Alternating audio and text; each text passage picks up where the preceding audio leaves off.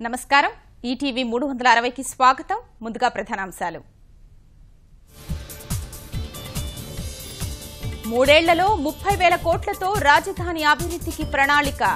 ఇప్పటికే కుదిరిన 23,000 కోట్ల విలువైన ఒప్పందాలు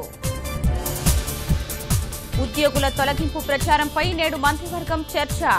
డిఏపైన నిర్ణయం రైతుల పెట్టుబడి రాయితీ జాప్యంపై దృష్టి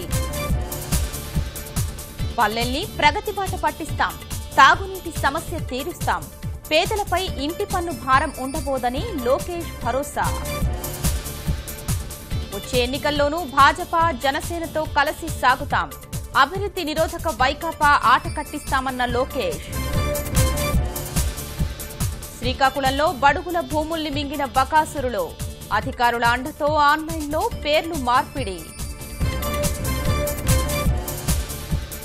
5-8లో పాస్ అయితేనే పై తరగతులకు నో డిటెన్షన్ విధానం రద్దుకు కేంద్రం నిర్ణయం